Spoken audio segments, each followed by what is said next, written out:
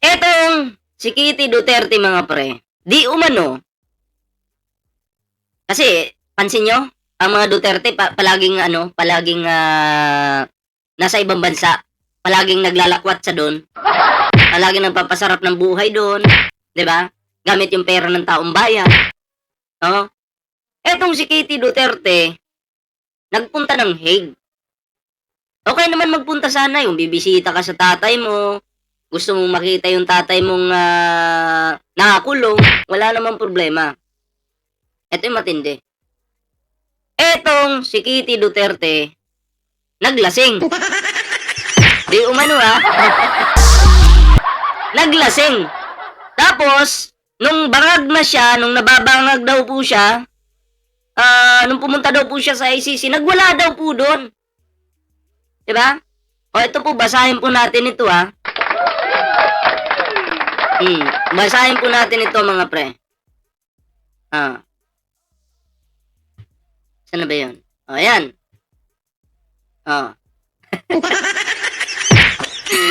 Yung future president ng mga didiles.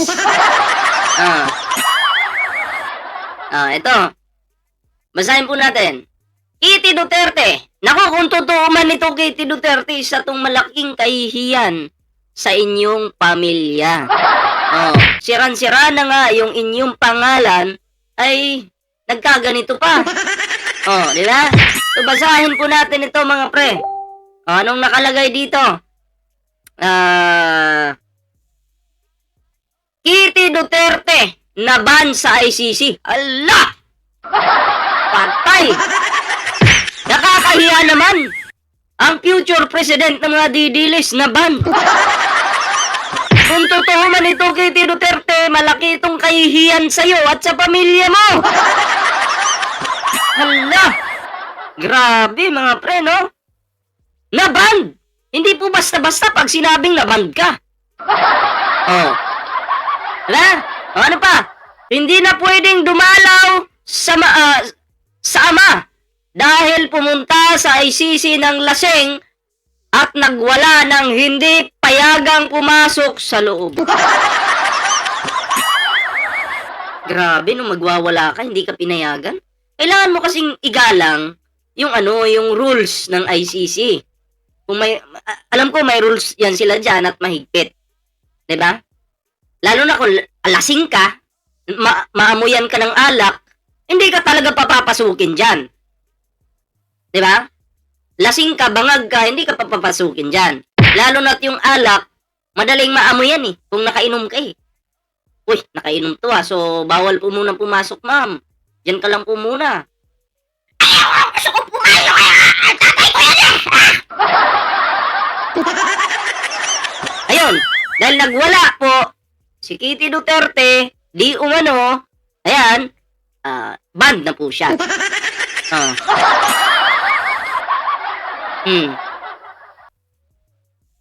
Ito basahin natin to.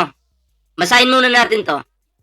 Sinungaling talaga si Sara, Sinungaling Anong nakalagay dito? Isip lamok talaga ang Ale. Nasa Dubai, anak ko. Uuwi sana. Pero, magbabakasyon. Pero, suspended daw flight operation doon. So, sinungaling ka, Sara Duterte. Diba? O, screenshot nyo po yan, Kasi si Sara Duterte, sabi, may biyahe naman daw, Sinungaling ang ating pinakatangang Sara. Ayan, binasa ko lang,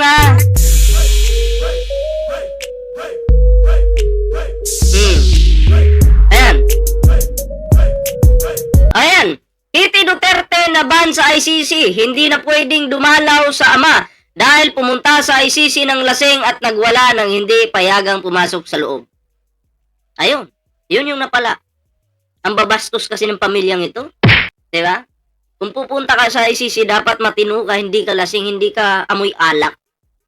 Diba? O ngayon, paano na yan? Banned ka na. Hindi mo na makikita ang tatay mong karton. Yeah? Paano na yan? Bida-bida ka kasi, akala mo Pilipinas yan Akala mo kayo yung hari dyan. Diba? Yun yung problema sa mga Duterte na mga masyadong matataas yung tingin sa sarili. Akala mo sila yung Diyos, akala mo sila yung dapat sambahin. Isa kayong malaking kahihiyan dito sa Pilipinas. Ha? Tandaan nyo yan, kakapal na mukha nyo. Habang tinititigan kita, Titi Duterte, naisip ko si Sandro Marcos. Alam nyo bakit? Si Sandro Marcos, isang kongresista, gumagawa po ng batas para maipatupad, no? Yung batas na yan. Kaya si Sandro Marcos kakaiba po talaga. Si Sandro Marcos gumagawa ng batas habang si Titi Duterte nagpapagawa ng ilong. Malaki yung kaibahan dito, mga pre. Yung isang gumagawa ng batas versus nagpagawa ng ilong. Nakakahiya, di ba? Buhaya ng Davao.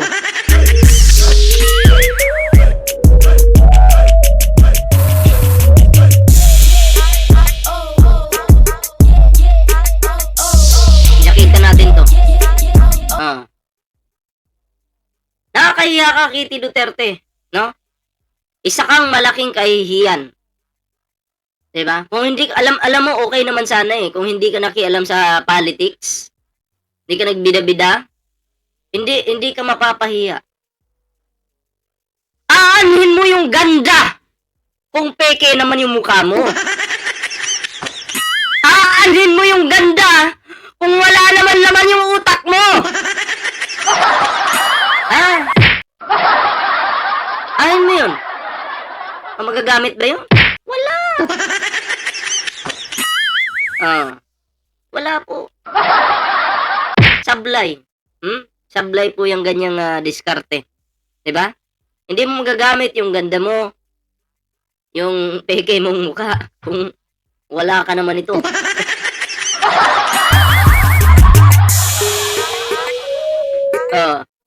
Isang malaking kahihiyan to. Diba? Isang malaking kahihiyan to. Itong pinapakitang ugali ni Titi Duterte. Diba? Jaketan ko lang tong mga walang jacket dito. So ngayon, mga pre, pag-usapan naman po natin yung impeachment, I mean yung about po dito kay Sara Duterte. Okay? Kasi kahit pa po isipin ni Sara Duterte ngayon na halimbawa may impeach siya talaga siya, tagilid na siya ngayon. Kahit po mag-resign siya bilang Vice President, mga pre. Okay? Wala na pong magagawa si Sara Duterte. Tuloy pa rin po yung impeachment. 'Di ba? Kasi feeling ko ngayon, mga pre, nakikiramdam lang po itong si Sara. Kung talaga bang mai-impeach siya.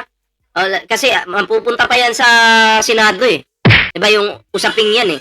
Kung tagilid po siya sa Senado, malamang sa malamang, mag-resign ito para hindi ma-impeach. Okay? Pero feeling ko, hindi uubra yun. Wag ganyan, Lods. Nagpapanggap na ng maganda eh. Binibira mo naman. Doon lang tayo sa totoo. Meron bang Duterte matino? Hindi ko po alam kung meron.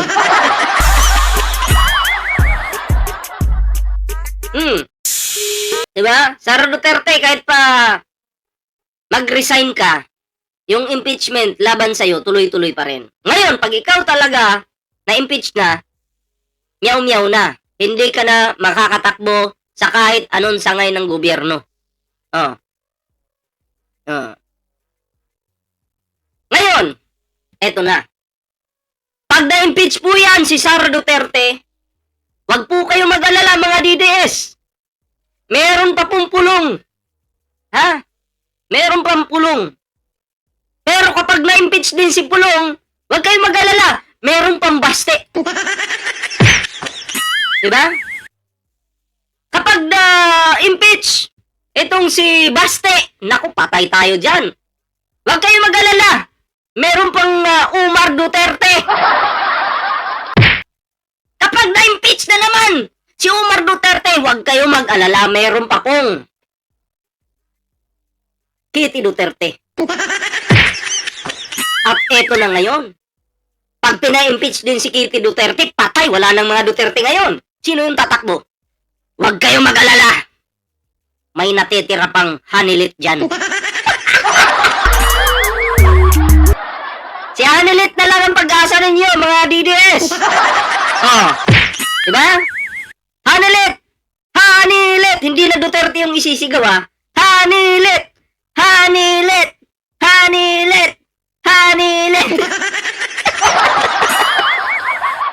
Pwede yun. Pwede. So, pag ganyan yung nangyari, mag-Hanilit na po ako. Sumuporta na tayo kay Hanilit. Kung gusto na po nating masira yung Pilipinas.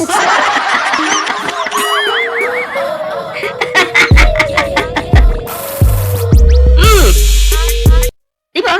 Doon lang po tayo sa ano. Sa mga suportahan natin yung mga walang utang.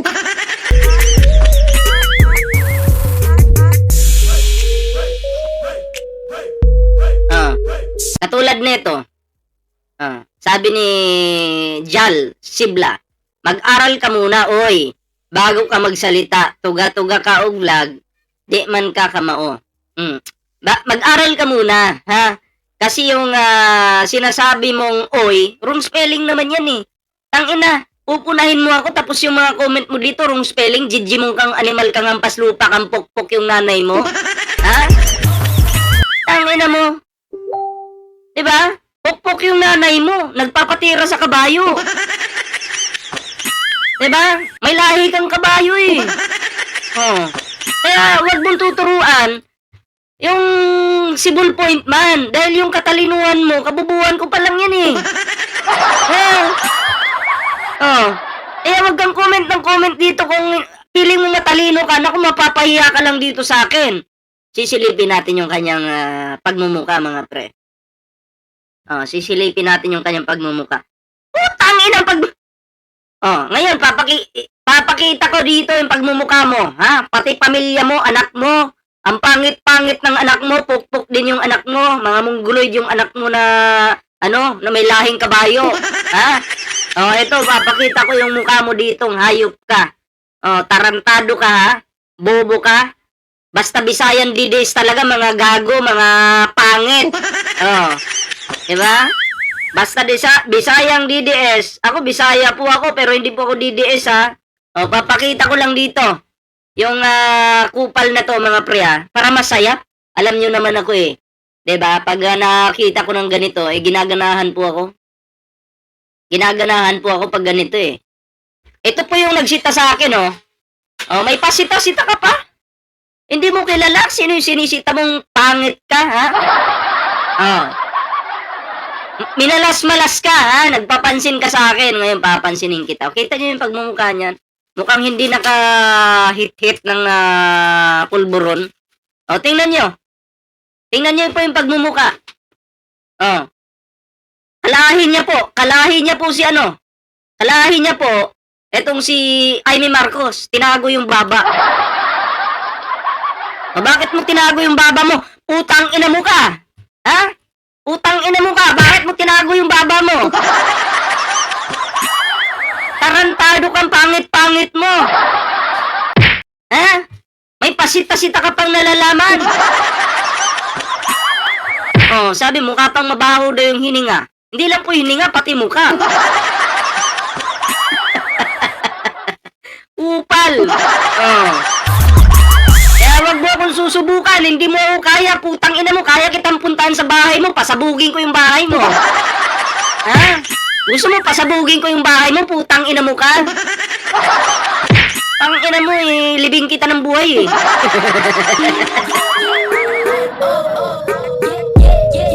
Gago, pangit mo.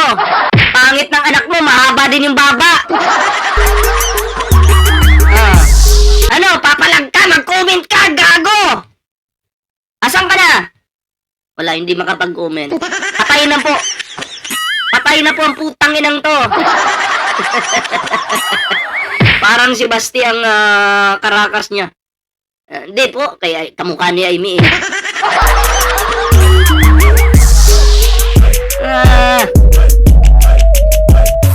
Wala ka pala eh. Bobo ka pala eh. Oh.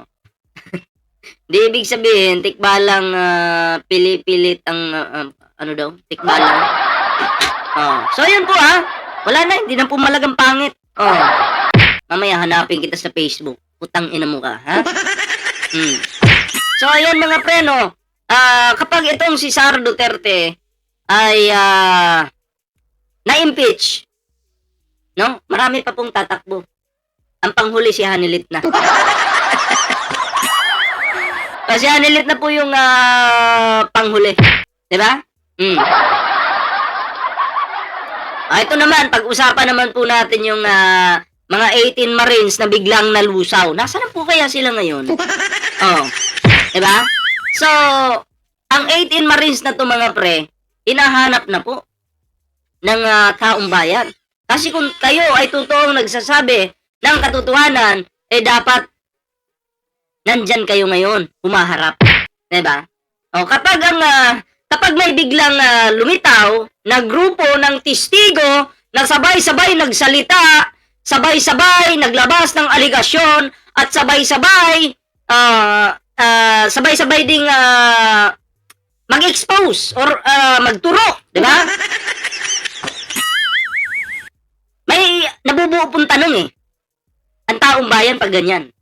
Sabay-sabay, biglang lumabas, biglang nandyan sa media, harapan ng media, biglang nagsalita.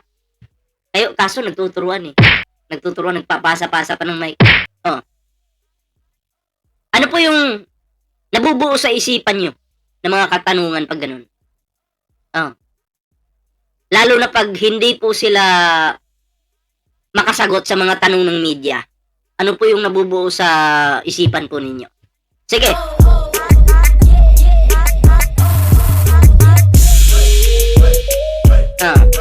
Siyempre, scripted. Diba? Scripted. Propaganda, operation. Diba? Yun po yung mabubuo sa isipan ng mga Pilipino. Oh. Hindi po magkakasabay, hindi po magkakatugma yung mga sinasabi nila eh. Diba? Ang paglabas ng discharge 18 Marines ay hindi simpleng testimony lang, no?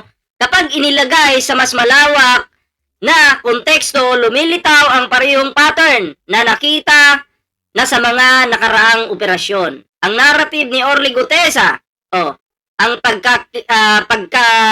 napagkilalang driver ni Zaldico, nagpakilalang driver ni Zaldico, ang AI-generated propaganda video ni Zaldico. Marami po, di ba? Marami. Sunod-sunod po yan. Tapos ngayon, 18 Marines. Ngayon, tapos na po yung 18 Marines. Ano na pong kasunod? Abangan nyo. 1 month from now, 2 months from now, may bago na naman po silang palusot. May bago na naman po silang palabas. Si Orly Gutesa, matapos magsalita, no? Naglaho. Diba? Naglaho. 18 Marines. Ano yung depensa nila ngayon? Ay, hindi na daw lalabas muna kasi ano daw yung buhay nila, critical daw eh. Wag nga kami. Alam namin na yung 18 Marines na yan, pumaldo. Paldong-paldo na kayo, bayad kayo puki ng ina nyo. Ha? Ano pong title ng movie nila? 18 Marites po.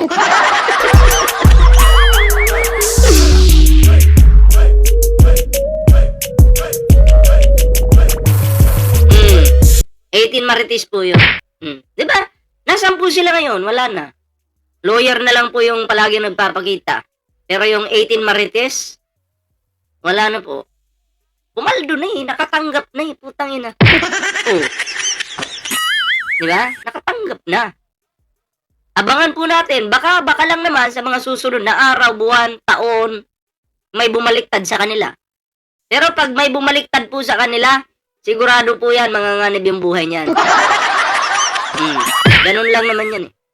Kaya kayo mga pre, anong reaction niyo dito? And comment down below para naman po mabasa po natin yung kanya-kanyang opinion po ninyo. Ayan. So, like, share this video mga pre, ano. Ayan, ma-move na po tayo sa next topic.